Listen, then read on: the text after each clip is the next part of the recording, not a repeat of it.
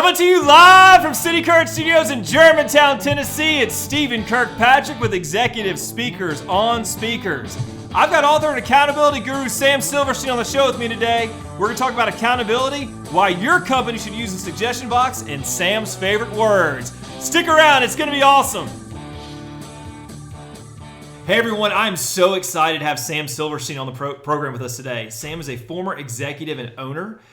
Sam's manufacturing and distributing company sold over $100 million in products and services. He successfully sold one of his businesses to a Fortune 500 company. He's the author of 9 books, with the 10th on the way, correct? Correct. He speaks on accountability, leadership, and culture. He's originally from Atlanta. Sam has a bachelor's degree from business from the University of Georgia, go Dogs, and an MBA from Washington University. Sam is married with 4 children. He claims them mostly every day. Pretty much so, and resides in St. Louis, Missouri. And he's actually live with us in studio, as well as Andrew, as always. Hey, Andrew. Hey. And then our special guest is Matt Meyer in the back. Matt, say hey to everyone. Howdy. Probably didn't pick that up, but that's okay. He waved to everyone. Sam, thanks for coming in. How are you, man? Hey, it's great to be here. Thank you. Well, it is a gloomy day in Memphis, but we're going to try and spread some joy and some accountability to people. So first questions first. Why St. Louis? Why St. Louis? Why St. Louis? Holy cow. All right, so it's real simple. I went to grad school in St. Louis, met my wife who's from St. Louis. But we after school we went to Atlanta, and where I grew up, and I was in business in Atlanta and really wasn't enjoying what I was doing, and I had the opportunity to buy into my father-in-law's manufacturing company. And so that's what I did. I bought a piece of the business and we moved back to St. Louis. Actually, she didn't want to move back at the time. It was kind of interesting. That's crazy. That never happens. Well, she was sort of enjoying being away, you know, and that was working. But I had this great opportunity, and so I bought into that business and spent some time building up. We quadrupled the business over the course of the time, and then approximately 12 years later, sold it. Nice. I love it. And then you're still in St. Louis. And now I'm still in St. Louis. And that's where the Cardinals are. So That's why would I leave? Why would you want to leave? Andrew, you been to New Busch Stadium? See the Card? Yeah. Do you like Old Busch or New Busch better? I've probably only seen New Busch Stadium. Okay. I've been to both. There you go. I went to Old Busch Stadium. New Busch Stadium is 10 times better. So, That's but nice. we digress. Of course we do. We digress. Sam, you were the accountability guy. Whenever people think about accountability, they think about you. So, I mean, the first question is an obvious one. Why accountability? Why do you feel like it's so important to talk about? Well, accountability is the highest form of leadership. People connect me with accountability, but it's leadership. And so it's really both. Accountability and leadership go hand in hand. If an organization is an accountable organization, if the culture is inspiring accountability in the people, it's flowing from leadership. I believe this is the foundation for an organization being the best they can be. In all of our research, case studies, and analysis that we've done, what we've discovered is that organizations that are highly accountable outperform their industry counterparts. And organizations that create this culture where accountability is prioritized, where people want to be their best, everything that a leader in a company wants is happening. Yeah. You know, better communication, better teamwork, greater innovation, a willingness to change, a safe environment, safe not just physically, emotionally safe. There's much better engagement, higher productivity, and certainly at the end of the day, it goes to the bottom line in increased profitability. So, I mean, the obvious question to that is, whenever people will list characteristics of a good leader, just typically they'll say, goal focused, people-centric, things like that. But accountability is rarely listed as a kind of leader. Right. Why do people fail to make that connection between a good leader and accountability? Okay, because they don't understand what accountability is. Everything we've been taught about accountability is wrong. Accountability is not a way of doing. Accountability is a way of thinking. Accountability is not leadership trying to manipulate their people to do more. Accountability is a way of thinking, specifically how leadership thinks about their people. So that's interesting because the way you said it, what did you say? Accountability is not about making people do more. Right. I mean, there's kind of a negative connotation to that, and you kind of get this similar to this hard driving, bullwhip mentality of I'm going to keep you accountable and make you do more. And people had that associated with the word accountability. Exactly. Sometimes. So when someone says, I'm going to hold you accountable, that's this. That's right. I'm gun to head. Gun to head. Yeah, gun to head, people. It's who wants to be held accountable? Nobody does. Nobody wants a gun put to their head. But everyone loves the idea of someone coming alongside. And as a leader, if I say, I will help you be accountable, or my actions, even more importantly, show that. I want you to be successful. I'm going to do everything in my power to help you be successful. That's a different relationship. And when we create a different relationship, we get a different result. It's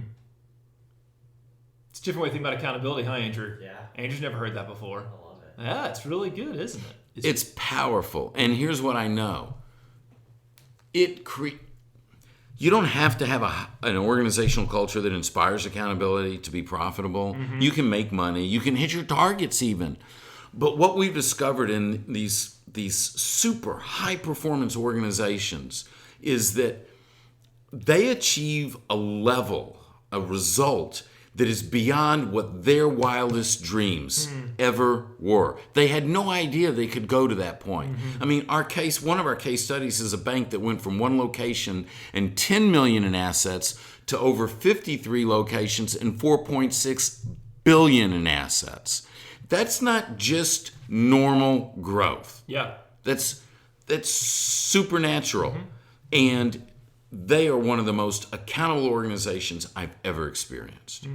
Interesting. Is that Happy State Bank? It is Happy State Bank. Okay, we're going to come back to Happy State Bank. I'm a big fan of Happy State Bank. If I could bank at Happy State Bank, I probably would, but I can't. Anyways, we'll come back to it. So, but I want to hit on this first. Okay, so let's say we've kind of overcome the definition of what accountability truly is, and people see the value in it. Why do people struggle with accountability? Okay, so we have to get back to what accountability really is. Accountability is keeping your commitments to people, and commitment is no matter what. And I mean, I believe in that so much. 100%. One of my books is titled No Matter What. But these aren't commitments like I'll show up at 10, I'll get the report done. Here's the key. You're responsible for things, but you're accountable to people. So I'm responsible for the report. I'm responsible to get this done. Your job description really is a list of responsibilities. And quite frankly, if you're not getting your job description completed, you should be fired. Why would somebody let you stay? So accountability is between people. It's based on a relationship. And these meaningful commitments, like a commitment to the values, a commitment to the truth, a commitment to stand with you when all hell breaks loose. This is what bonds people together. And so when you understand what accountability really is, you come to the understanding that it's about creating an environment where people are inspired to be accountable. I would rather die than let you down. Right. You can't mandate that. You build that through relationships. I think you build it through relationships, but also you come back to leadership. Does leadership model that? Everything rises and falls on leadership. So you're right on target. Yes. If leadership is not modeling it, it's not going to happen elsewhere in the organization. All right, let's talk about Happy State Bank. So Happy State Bank is a bank in Amarillo, Texas. Right? Based out of Amarillo. Sorry, based out of Amarillo. It's one of your case studies in Sam. Well, technically, they're based in Happy, Texas. Okay, sorry. The town without a frown. You can go to the website. That's what it says. I mean, if you're Happy, Texas, you get to say stuff like that. But physically, their headquarters is in Amarillo. Okay. So Amarillo, Texas. Back where we started. Amarillo, Texas. You were right in the first All good. place. No. Yeah. All good. But yeah, people know there's a happy We have Texas. to have the truth. I love it. It's a good thing. I mean, fascinating case study. I heard this when I first met you a couple years ago, and it just kind of blew my mind. But talk about Happy State Bank a little bit, but most importantly, just about the president of the bank and how he just their culture, because I think it's a fascinating. So 30 years ago, the bank was purchased by a new ownership group. They bought the whole bank when it had the one location, $10 million in assets.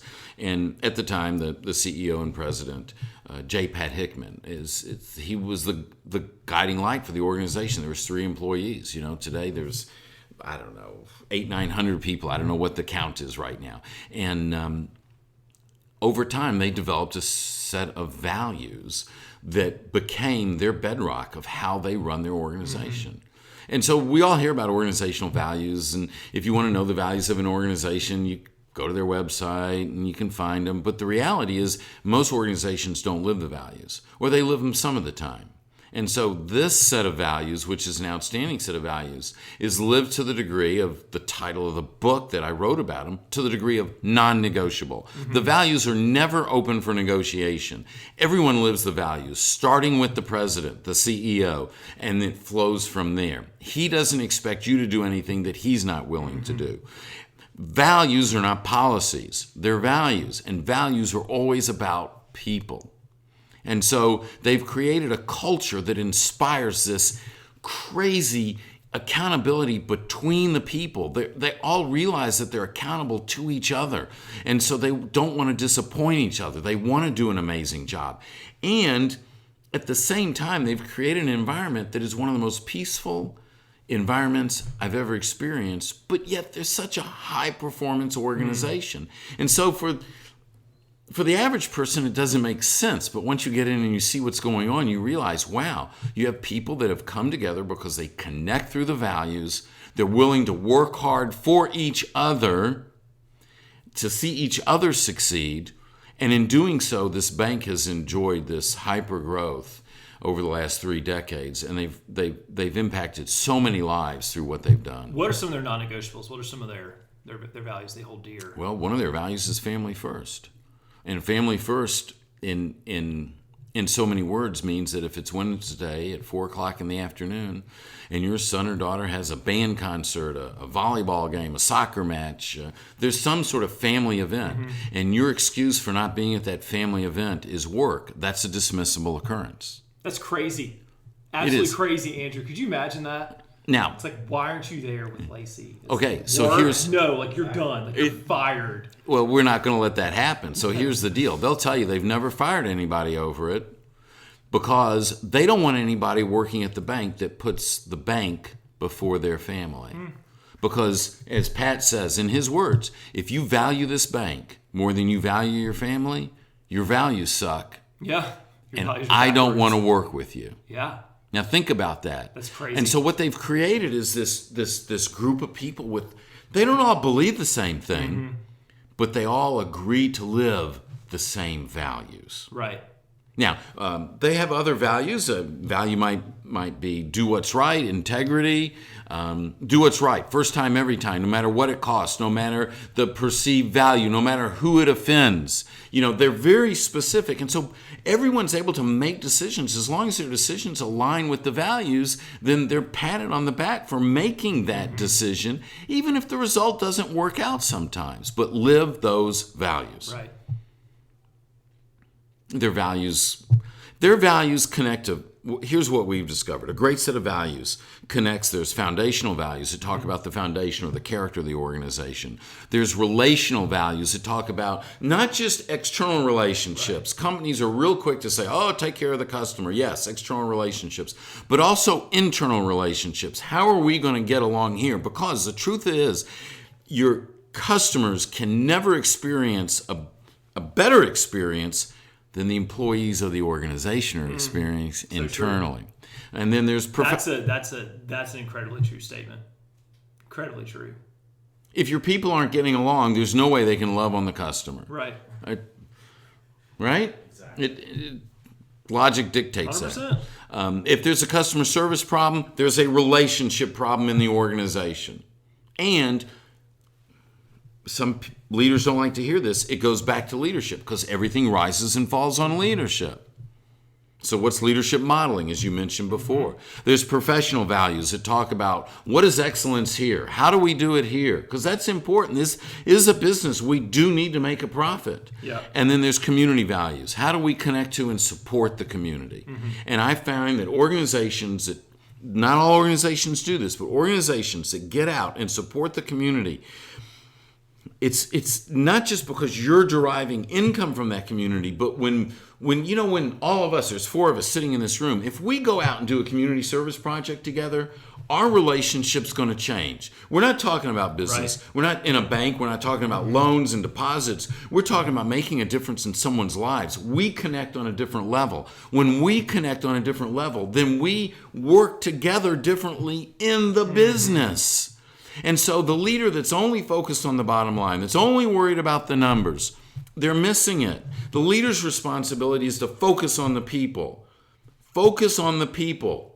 It's the people's responsibility then to focus on the tactics of the business. And when a leader focuses on the people and builds a relationship with the people know the leader has their back. The people know the leader's going to be accountable. It's always going to be for them. Those people will want to go to the mat for that leader. Those people will want to go to the mat for that organization. And there is a different level of engagement and there's a different level of performance. 100%.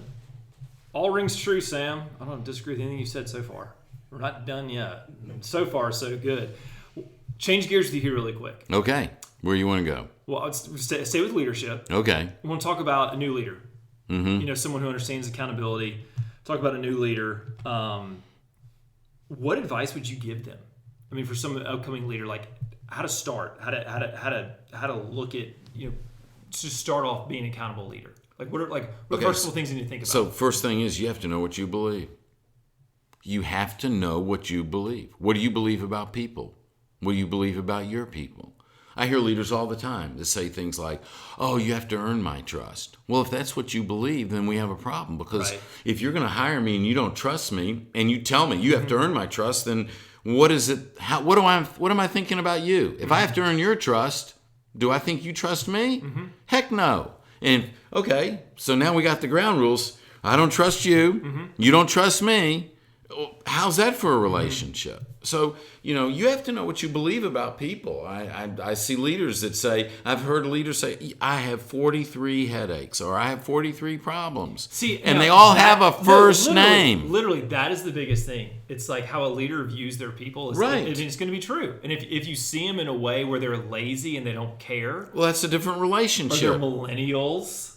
Negative connotation. Or they're boomers. It works. Okay, it cuts boomer. in all, I know it cuts every way. In every and if you direction. see them in a negative way, legitimately, that's So the accountable leader sees their people not as the problem, but the solution. Right. The accountable leader says, my people are the people that are going to help us achieve the goals that we've set for ourselves. My people have great ideas. The accountable leader wants to give everybody a voice at the table. Now, I can't delegate my authority and responsibility to make the decision as the leader, but what I can do is listen to your input. Yep. And listen with an open mind. Because when you feel like you have a voice, you feel empowered, you want to share ideas. And let me tell you, if I think I'm going to come up with all the ideas, then I'm really misguided. Yeah. What suggestion box? I'm sorry, Matt. Are you co-hosting this podcast? So here's okay. Yeah, no, so, okay, no, yeah, yes, Matt, okay. Matt's back there going, tell him about the suggestion box. Yes, yeah, I love that. Okay, we want to hear about the suggestion box. That's why you're in here, Matt. That's why you're in here. One of the things an accountable leader does is creates a safe place for their people. And by a safe place, I'm not talking physically safe, which is critical. We need a physically safe place, but an emotionally safe place. And you create an emotionally safe place by several things. One, there's no bias. There's no prejudice. You treat people the same. The values of the organization are lived equally through all people. And you also create a safe place by letting people know that they have a voice and that you want to hear their voice, as we just talked about. And so a good friend of mine, Don Wainwright, used to own a business, 3,500 employees, and they won the Malcolm Baldrige Award, which is the highest U.S. quality award that you can win. And we were having lunch one day, and we were talking about their success, and he shared with me one of the reasons they're so successful was their suggestion box. Now I'm thinking suggestion box. That's not exactly a revolutionary idea. With the slot on it that's covered in dust because it's not used, right? And we can't even find the key to open it up most of the time. Well, here's what he told me. He said, Sam, we average one suggestion per employee per week. That's a lot of suggestions. Yeah, I'm looking at the expression on your face, and you're like, that's insane. You have a VP of the suggestion box. It's like their whole job. So is that's building suggestions. 3,500 suggestions a week. That's crazy. Okay, so here's my question to you. What must people believe for them to be willing to put a suggestion in the suggestion box? I've got this. Don't answer. Andrew, don't answer. All right. Number one. Yes. They read the suggestions. Okay, the suggestions are read. Number two. Yes. Their suggestions will be considered. The suggestions are read with an open mind and considered for implementation. Yes. Number three. Some suggestions have actually been implemented. Correct. There's a track record that shows suggestions show up. Number four, credit is given to the suggestion box and not taken by leaders. Yeah, you didn't think about number four before, had you, Matt? No. I like that, yeah. People get recognition for the suggestions they make. And number five, which you left off, but this is critical. That's why you're the speaker. People are not ridiculed for suggestions that don't pan out. Because you know what? Okay. Sometimes we make a suggestion, and it might look good on the surface, but when you get down to the reality, it might cost more than what it saves and whatever. So there's not a shame wall where they put all the there's bad no wall of suggestions for people shame. to like. Exactly. It's like, hey, look at all these bad suggestions people had. Exactly. Please feel free to shame them today whenever you see them. So when a leader creates the kind of environment where they're getting one suggestion per person per week. Now just stop and think about this. Wait, hold on. I gotta back up. So how did they, like, was it an email? Like, could you email, like physically, like, I'm curious the process of the suggestion box. Well, this suggestion box started before email became really popular, but yeah, it's either physically or electronically. In his company, I mean, was it literally like the suggestion box out in front of? They literally had a physical suggestion box. Interesting. And people would just fill out a card and drop it in there. Make it easy. Because guess what? You know, a lot of people on the manufacturing floor don't have access to email. They're not sitting at a desk with a computer. Yeah. But the guy comes off a lathe and he sees or she sees that, you know what? This area over here is not really safe, and we need to put up a little fence to keep these chemicals out of the way of foot traffic. And this is a great suggestion. Jot it down on a card, drop it in the box. Boom. There you go.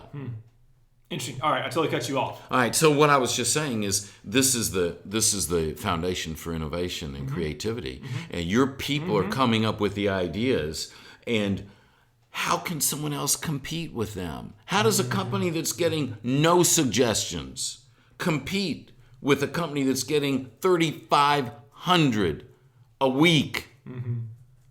And some leaders will actually go, oh, I don't know that we could handle all of that. And they get this short-sighted mentality. Are you kidding me? If your people are willing to give you that much in the form of great ideas, you get people lined up to sort through that.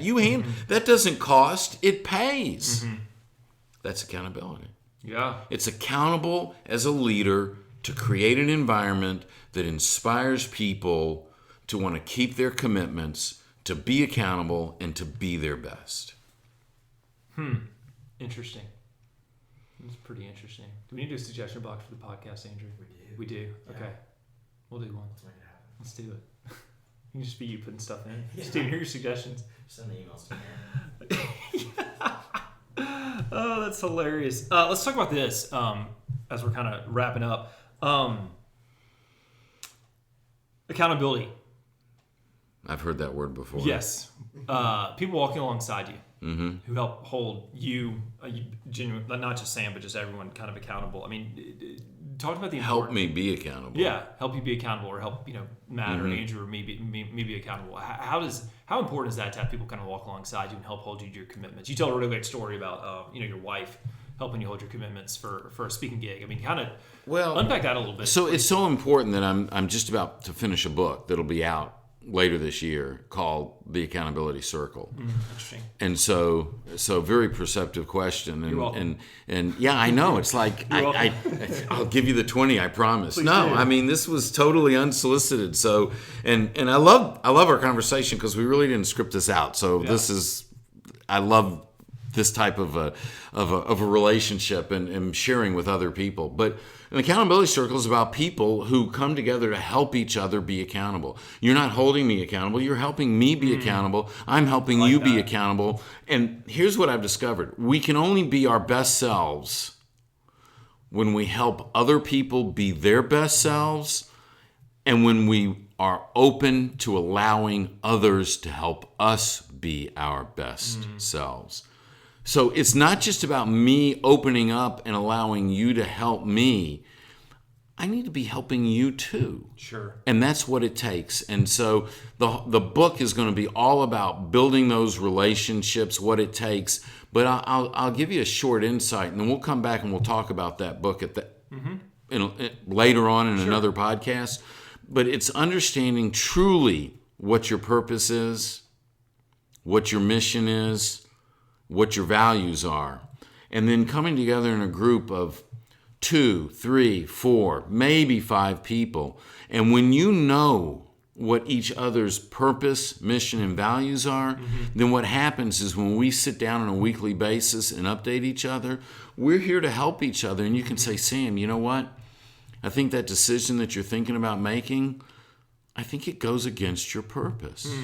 Now, when you're able to talk to me that way, Right. and I position myself to be open to listen to that, you're going to save me a lot of grief in my life. And you're going to help me be accountable, because I'm going to stay true to my purpose, my mission, and my values. And if I'm making decisions in my life that are aligned like that, I'm going to be making amazing decisions. Yeah. No, and that's good. And that's It's powerful. That's powerful. And like I said, I look forward to having your book come out. So other than accountability, what is your favorite word? Gratitude. Gratitude. Why is that? Because How do you define gratitude? I start every morning by thinking about gratitude, and it's just, what am I thankful for? What is it that I appreciate in my life? And there's so many things that I live a blessed life, and I've been given abundance, but not just abundance in the financial terms of things, abundance in relationships, in love, and in abundance in opportunity to have an impact on people's lives. And there's so many things that happen every day that I just want to stop and be appreciative. And so that's how I start my morning. That's what I journal about first thing in the morning. And that's what I believe keeps me grounded and keeps me focused on how to best serve those people around me that I need to be serving. I like it. Out of the overflow of the heart. That is a good thing. All right, Sam, time to find out how smart you are. It's time to play 3 random questions. Andrew, you ready for this? Three random questions. Okay. So, as everyone knows, here's how this goes. I'm going to ask Sam 3 random questions about a topic, and if he gets all 3 right, he's a genius. If he gets 2 out of 3, he's pretty smart. If he gets 1 out of 3, probably needs to go give back his MBA. And then if he gets 0 out of 3, high school is calling again. All right, so Sam, as we established earlier on this podcast, is from St. Louis. So we're going to have 3 random questions about St. Louis. All right, Sam, you ready to roll? Let's do this. Okay.